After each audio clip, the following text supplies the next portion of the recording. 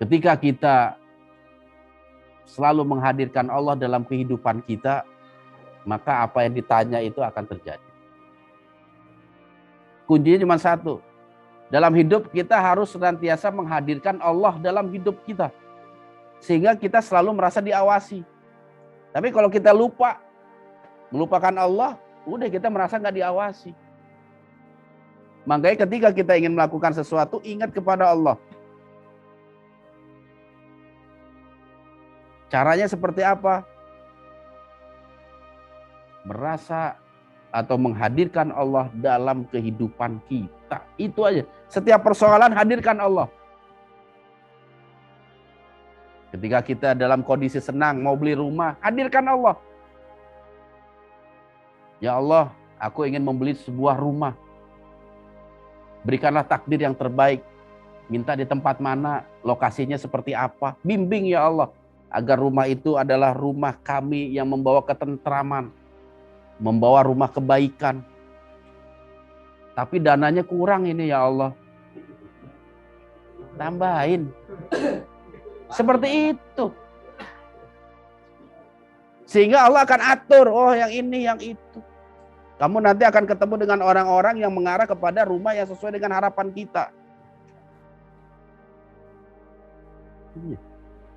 Dan hal itu sangat menakjubkan. Menakjubkan. Kalau ente ngamalin seperti itu, menghadirkan Allah dalam setiap keadaan. Ini ada cerita pengalaman pribadi. Iya, pengalaman pribadi. Bukan dalam rangka sombong, tetapi ini mudah-mudahan bisa membawa manfaat. Satu ketika ane pengen pergi umroh. Iya. Satu ketika ngomong sama istri mau umroh. Kata istri ikut. Ikut. Dananya belum kelihatan. Ya udah, bismillah ikut. Izin sama orang tua. Sebelum ngomong sama orang tua, kita mikir juga. Masa orang tua nggak diajak, istri yang diajak.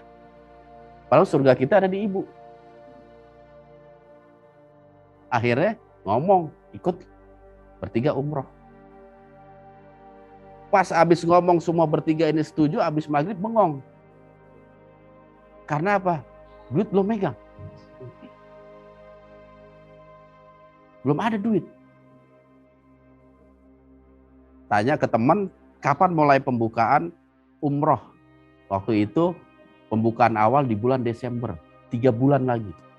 Karena setelah Idul Adha, haji 2 bulan itu kosong, pembersihan dan lain sebagainya. Desember pada waktu itu baru dibuka umroh. Dari awal Desember sampai akhir. Kim, ente emang mau umroh? Mau, ane bilang. Berapa orang? 3 orang, pesenin bangku. Dijadwal tanggal 21 Desember. Duit nggak ada. Waktu 3 bulan. Modalnya cuma 1, yakin Allah Maha Kaya. Habis sholat maghrib, ngadu ceritanya sama Allah. Ya Allah, engkau kan zat yang Maha Kaya. Tidak ada segala sesuatu terjadi atas kehendak-Mu. Aku ingin umroh, ngajak istri, ngajak ibu. Uang yang ada cuma 500.000. Tambahin ya Allah. Iya benar. Ini pengalaman pribadi. Tambahin ya Allah.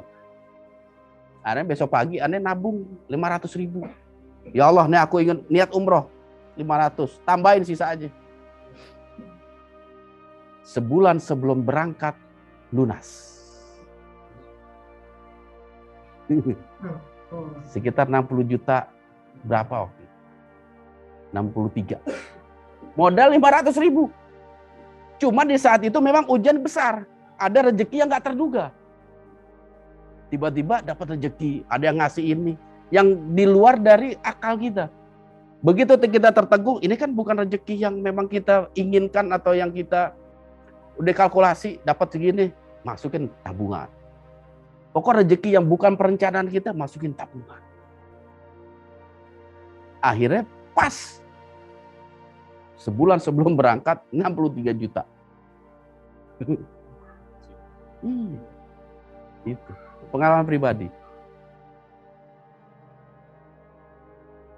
Artinya apa? Kadang kita niat doang gitu. mau haji. Tapi kita nggak menghadirkan Allah. Membawa Allah untuk bisa merealisasikan niat-niat kita. Itu pengalaman pribadi. Dan pengalaman pribadi saya sudah dibuktikan oleh 2 orang murid saya. Saya cerita tentang umroh begini. Saya cerita, ente harus niat, yakin. Nggak mungkin lah tahun ini saya bisa umroh. Ente punya niat umroh nggak? Punya. Bismillah, minta sama Allah. Ternyata dalam tahun yang sama betul-betul kejadian 2 murid saya umroh. Doni dan Levi. Padahal dia nggak ada duit. Tanya sama Levi. Kak, nggak mungkin saya mulai tahun ini umroh. Duitnya nggak punya. Ente kan punya Tuhan yang Maha Kaya, minta. Kalau mau kisah selanjutnya, tanya sama Levi, tanya sama Doni.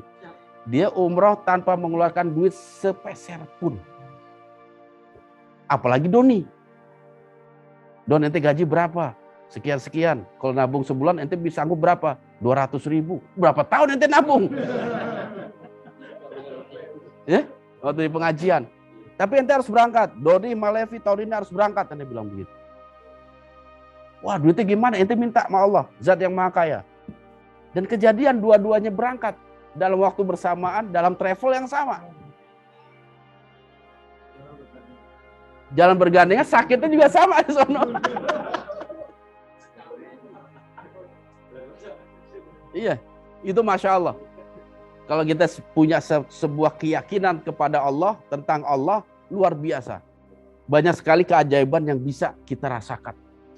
Yang hadir dalam kehidupan kita itu. Belum rumah siar ini. Luar biasa itu. Saksinya Hendra. Tentang rumah siar. Duit dari mana? Allah kita punya, kita minta. Selama untuk kebaikan, Allah pasti izinkan. Makanya sebelum itu semua terjadi, ente harus nanam dulu keyakinan terhadap Allah. Nggak tiba-tiba, oh, besok saya minta mau umroh. Ya harus dilatih dulu keyakinan itu. Iya, proses, karena semua butuh proses.